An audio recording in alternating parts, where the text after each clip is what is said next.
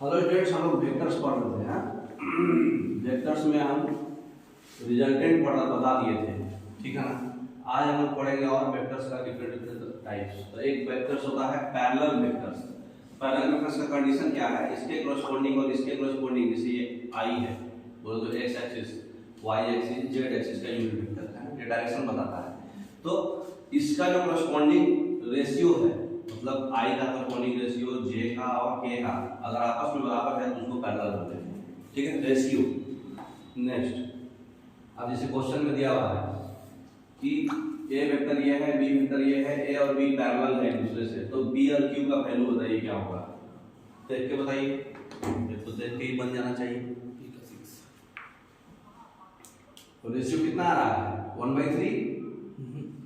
हाँ 1/3 1/3 आ रहा है ना। तो 2/6 is equal to 2/p is equal to 4/q, यही होगा ना। तो यहाँ 6 है तो ये भी 6 होगा, ठीक। ये 2 का 2 टाइम्स मल्टीपल है तो ये कितना हो जाएगा 12। तो 6 और 12 सी ऑप्शन हो जाएगा, समझ रहे ना। हाँ, 6 और 12 हो जाएगा सी ऑप्शन। नेक्स्ट, वेक्टर का मल्टीप्लिकेशन आपको पढ़ना है, ठीक है, डॉट प्रोडक्ट और cross product. Next, dot product और क्रॉस प्रोडक्ट का देखिए, एक में होता है cos थीटा, एक में होता है sin थीटा। वेक्टर ए का मैग्नीट्यूड है 5, वेक्टर बी का मैग्नीट्यूड है 10 और वो एक 60 डिग्री के एंगल पर है ए से, तो ए डॉट बी क्या होगा, ठीक है। तो बताइए ए डॉट बी का क्या होता है, ए डॉट बी है, अगर इसका अगर फाइनल मैग्नीट्यूड निकालना है तो ये क्या होता है, ए वेक्टर का मैग्नीट्यूड इनटू बी वेक्टर का मैग्नीट्यूड इनटू cos थीटा। तो कितना हो जाएगा, मैग्नीट्यूड तो दोनों का मल्टीप्लिकेशन हो जाएगा, ये हो जाएगा 50 और एंगल कितना है 25। हाँ, तो cos 60, तो कितना हो जाएगा आंसर 25, डी ऑप्शन है ना। नेक्स्ट, निकल जाएगा। अगर आई जे के में रहता है, थीटा में तो ऐसे होता है, आई जे के में अगर ए वेक्टर और डॉट बी वेक्टर का मैग्नीट्यूड निकालना होता है तो A x into B x plus A y into B y plus A z into B z, correspondingly आप प्रोडक्ट कर दो और जोड़ दो, सिंपल वही आंसर आ जाएगा, है ना। तो बताइए कितना हो जाएगा, 2 3 जा 6 प्लस 2 2 जा 4 प्लस 4 3 जा 12, कितना हो गया 22, ठीक है। तो डॉट प्रोडक्ट का वैल्यू मैग्नीट्यूड में ही आएगा क्योंकि वो स्केलर प्रोडक्ट है, स्केलर वैल्यू आएगा, है ना, वेक्टर नहीं है। अब ए परपेंडिकुलर है तो सी का वैल्यू बताना है। तो परपेंडिकुलर में बताइए, यहाँ थीटा 90 लेंगे, है ना। परपेंडिकुलर बोलो तो थीटा क्या होगा 90, तो 90 में cos 90 कितना होता है 0। हाँ, तो इसका मतलब कि दोनों का कॉरस्पॉन्डिंगली जो है बस खाली प्रोडक्ट कर देना है ना। तो कितना हो जाएगा बताइए, ए डॉट बी फाइनली कितना आएगा आपका, कोई भी वेक्टर दिया हुआ है उसका मैग्नीट्यूड निकालने के लिए क्या करते हैं, अंडर रूट सब का स्क्वायर, तो 2 का स्क्वायर प्लस 2 का स्क्वायर प्लस 4 का स्क्वायर, कितना हो जाएगा ये 4 प्लस 4 प्लस 16, कितना हो जाएगा अंडर रूट 24, ठीक है। बी वेक्टर का मैग्नीट्यूड कितना हो जाएगा, बी वेक्टर का मैग्नीट्यूड अंडर रूट 3 का स्क्वायर प्लस माइनस 3 का स्क्वायर प्लस सी का स्क्वायर, तो ये कितना हो जाएगा ये 9 plus 9 plus C square is equal to under root 18 plus C square, यही होगा ना, यही होगा। अच्छा, अब इतना आपको पता है कि दो वेक्टर का हम लोग जब मैग्नीट्यूड निकालते हैं तो बारी बारी से दोनों वेक्टर का मैग्नीट्यूड प्रोडक्ट होता है और फिर cos थीटा लगता है। तो यहाँ पर तो थीटा 90 है, cos 90 का वैल्यू 0 होता है, इसका मतलब कि कंप्लीटली फाइनल आंसर 0 आएगा, ठीक है। तो हम लोग या तो ऐसे करके निकाल लीजिए, दोनों को प्रोडक्ट करके 0 करिए, और नहीं तो फिर कॉरस्पॉन्डिंगली कर लीजिए। 2 3 जा 6, 2 - 3 है तो -6 plus 4 into C, 4 into C equal to 0 आना चाहिए, आएगा ना। कॉरस्पॉन्डिंगली जो आएगा यही आपका वेक्टर मैग्नीट्यूड आएगा ए डॉट बी का, और इसका वैल्यू 0 आ रहा है क्योंकि क्वेश्चन में दिया हुआ है कि थीटा 90 है ना। तो इसका मतलब कि 4c equal to 0, c equal to 0, ठीक है ना, क्योंकि ये तो खत्म हो गया। तो डी ऑप्शन हो जाएगा, समझ में आया। नेक्स्ट एंगल बताना है आपको, ए वेक्टर बी वेक्टर दे दिया गया है, एंगल बताना है, बताइए कैसे बनाएंगे।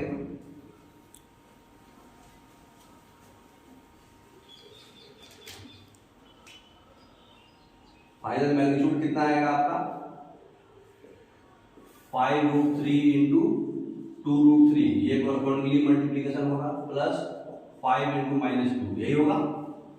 तो ये कितना आ जाएगा, √3 3 हो जाएगा, 5 हो जाएगा 30 हो जाएगा, और ये -10 हो जाएगा। ये फाइनल आंसर 20 आना चाहिए, दोनों का डॉट प्रोडक्ट, ठीक है। तो ए वेक्टर का मैग्नीट्यूड पहले कितना होगा,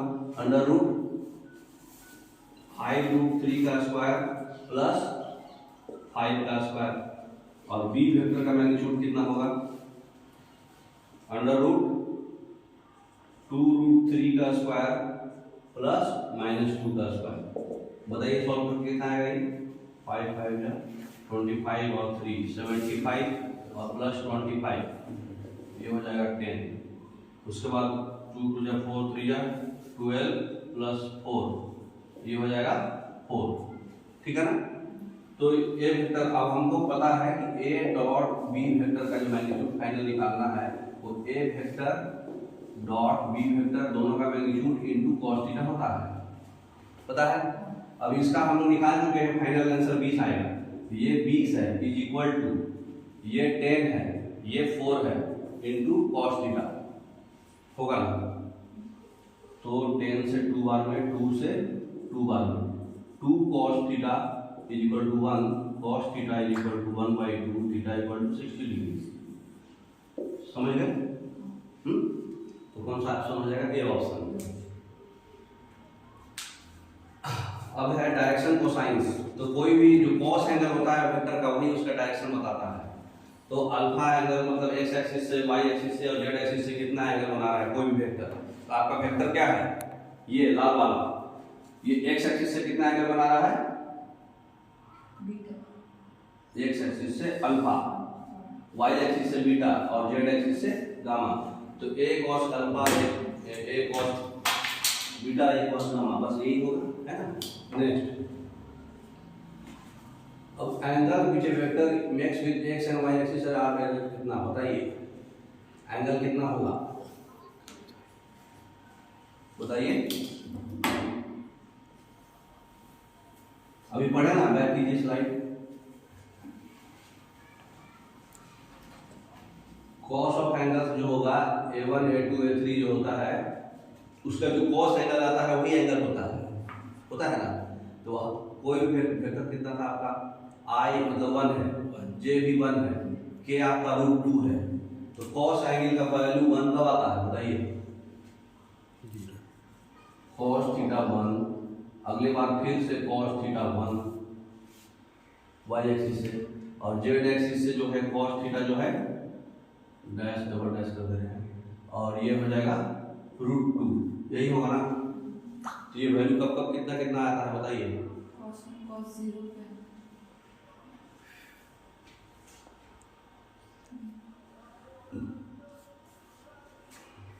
तो cos theta is equal to, इसका जो वैल्यू है बाई उसका मैग्नीट्यूड लीजिएगा ना, अंडर रूट पूरा वेक्टर का जो भी वेक्टर है इसका भी मैग्नीट्यूड लीजिएगा, अंडर रूट ए वेक्टर, इसका भी मैग्नीट्यूड लीजिएगा, अंडर रूट ए वेक्टर, ये फाइनल आएगा ना थीटा।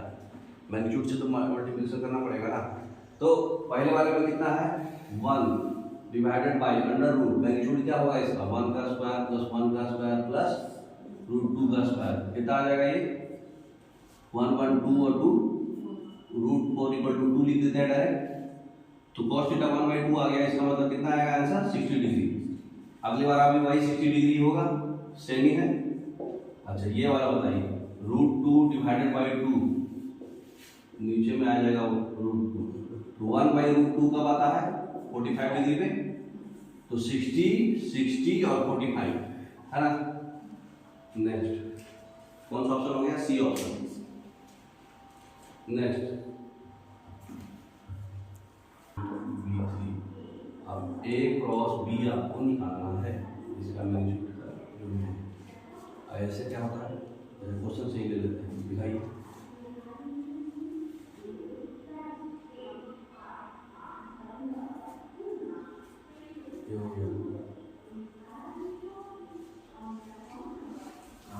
में cos थीटा होता है, क्रॉस प्रोडक्ट में क्या होता है?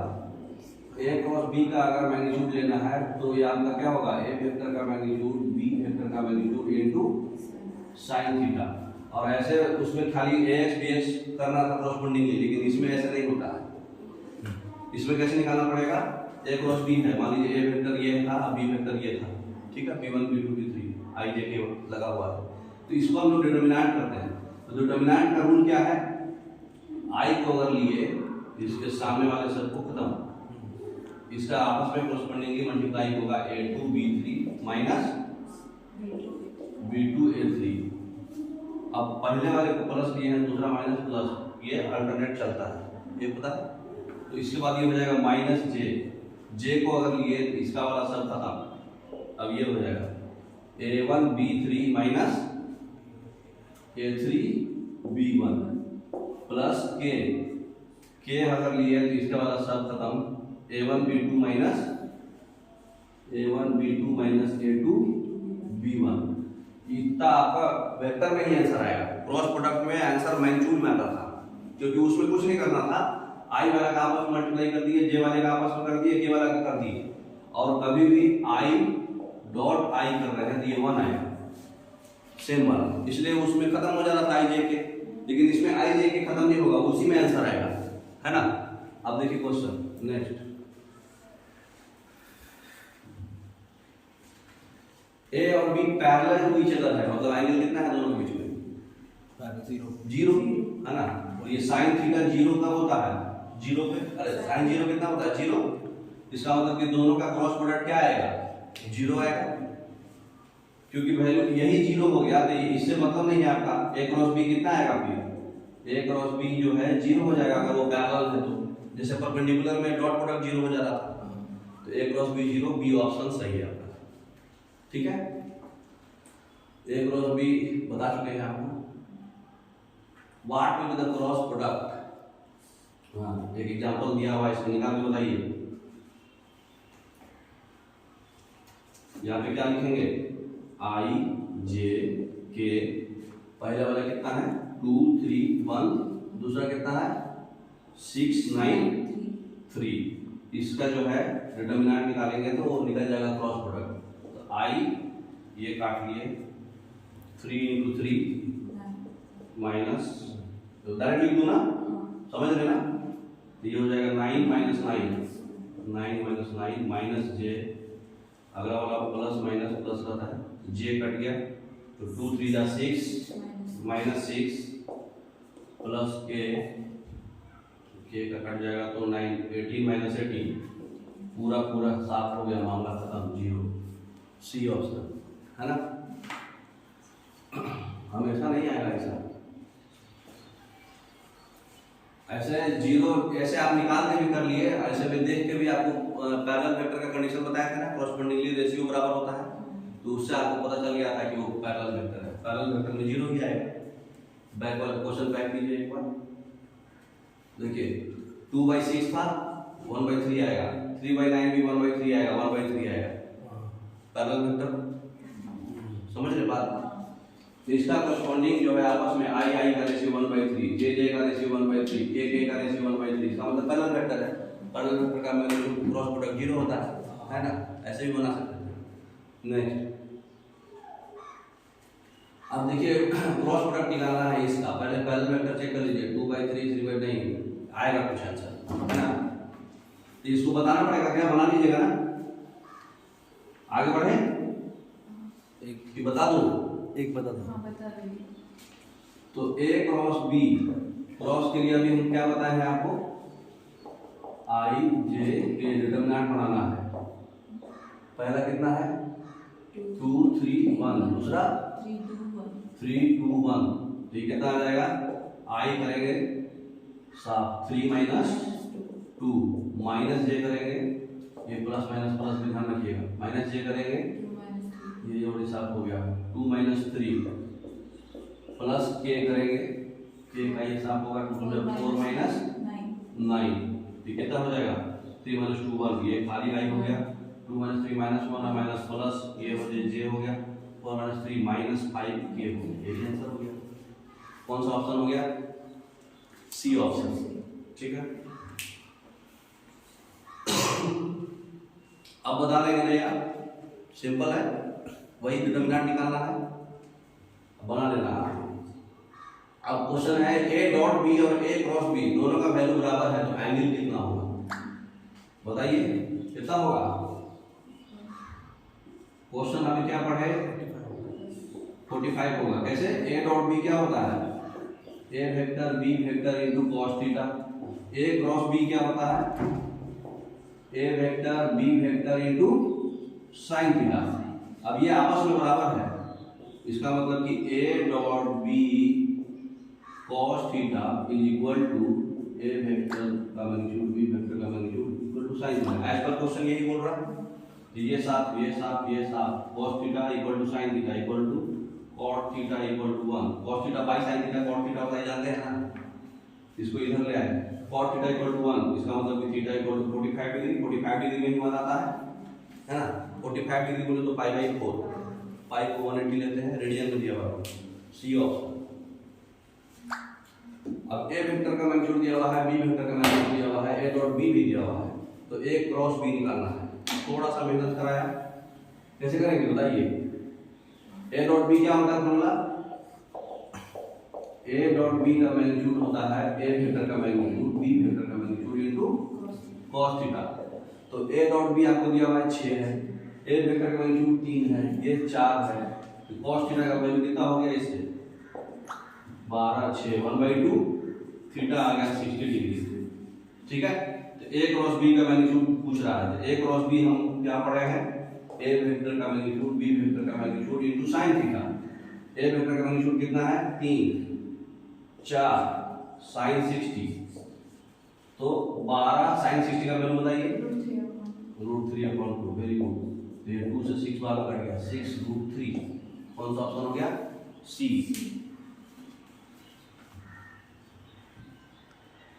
Cross product of the vector ये निकालना है, निकाल लेंगे, वही determinant. Next, Lorentz equation which vectors are always perpendicular to each other. अच्छा, इसमें क्वेश्चन में क्या लिखा हुआ है? पढ़े हैं 12th में फिजिक्स। Q क्या होता है? Charge, V velocity, B magnetic field. तो Q V क्रॉस V ये आपका जो होता है वेलोसिटी और मैग्नीट्यूड जो है एक दूसरे से परपेंडिकुलर होता है, सब एक दूसरे से परपेंडिकुलर होता है। तो जो लॉरेंट इक्वेशन है इसमें जो है कौन सा वेक्टर जो होता है एक दूसरे से परपेंडिकुलर होता है? फोर्स और वेलोसिटी आपस में, फोर्स और मैग्नेटिक फील्ड आपस में, वेलोसिटी और मैग्नेटिक फील्ड आपस में, कौन सा परपेंडिकुलर होता है बताइए? तो कोई भी वेक्टर जो है फोर्स जो होता है दोनों से परपेंडिकुलर होगा, वेलोसिटी से भी और मैग्नेटिक फील्ड से भी, ठीक है ना। तो कोई भी वेक्टर का क्रॉस प्रोडक्ट जो होता है वो दोनों है, जिससे बन के आया है वो दोनों से होगा, तो डी ऑप्शन हो जाएगा, है ना। बी और बी को तो एंगल पे डिपेंड करता है कि इसके बीच में कितना एंगल है, क्यू भी B sine theta final answer आएगा। अगर जैसे फोर्स इक्वल टू क्या होता है? क्यू भी बी साइन थीटा, एंगल जो है किसके बीच में है? वेलोसिटी और मैग्नेटिक फील्ड के बीच में। लेकिन जो फाइनल वैल्यू आएगा फोर्स का वो इससे परपेंडिकुलर होना ही है, इससे परपेंडिकुलर होना ही है, लेकिन ये आपस में परपेंडिकुलर नहीं होगा क्योंकि कुछ ना कुछ एंगल रहेगा ना उसके बीच में, जब तक क्वेश्चन में नहीं दिया है। तो फोर्स जो आंसर फाइनल आएगा वो बी से भी परपेंडिकुलर होगा, बी से भी परपेंडिकुलर होगा, ठीक है, लेकिन ये आपस में नहीं होगा, है ना। तो ए और बी ऑप्शन सही हो जाएगा। नेक्स्ट, अब बताइए ए प्लस बी और ए क्रॉस बी के बीच में एंगल कितना होगा? प्लस बी लिखा है,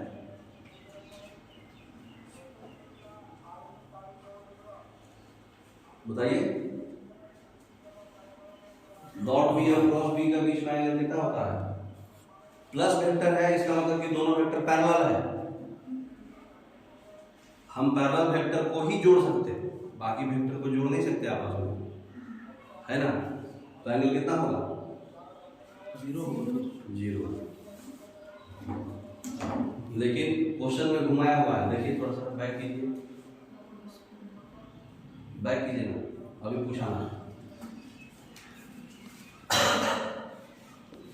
A vector plus B vector ये आपस में जुड़ रहा है, इसका मतलब कि ए वेक्टर और बी वेक्टर के बीच एंगल 0 बन रहा है, ठीक। और ए क्रॉस बी वेक्टर आप निकाल रहे हैं, ए क्रॉस बी वेक्टर निकाल रहे हैं, ये जो एंगल, ये जो फाइनल वैल्यू आएगा ये 90 पे आएगा, क्योंकि कोई भी वेक्टर का जो क्रॉस प्रोडक्ट का जो फाइनल आंसर है, मान लीजिए फोर्स आया, तो ये दोनों से 90 पे बनता है जो वैल्यू आएगा। अभी क्वेश्चन बताए ना आपको, force equal to Q V B sine theta, product cross product निकालेंगे तो ये v से भी परपेंडिकुलर होता है, b से भी परपेंडिकुलर होता है, तो कोई भी वेक्टर का v क्रॉस b जो था, इसका हम फाइनल जो आंसर आएगा मान लो c, तो ये जो c होगा ये v से भी 90 पे बनाएगा, c b से भी 90 पे बनाएगा।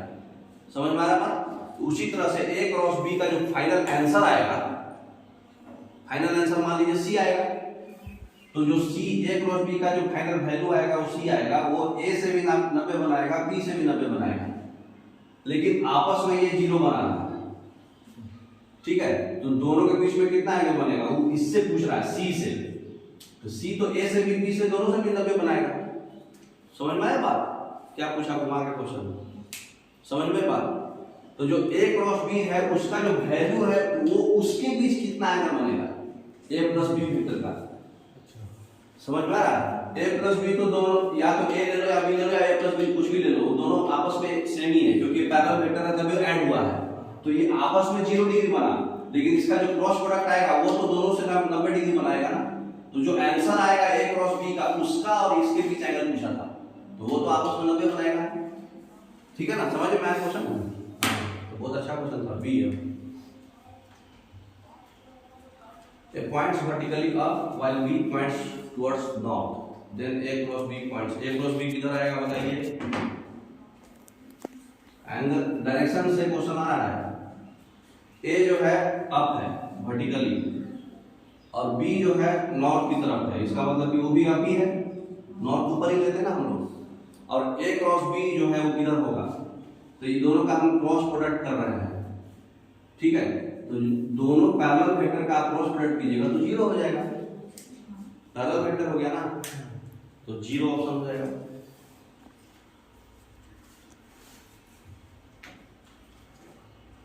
B option best.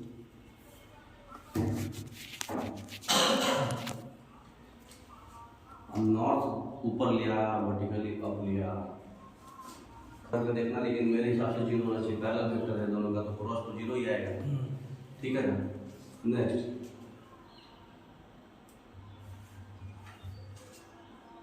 डायरेक्शन को साइंस तो पढ़ लिए हम लोग। नेक्स्ट, ये बना चुके हैं हम लोग,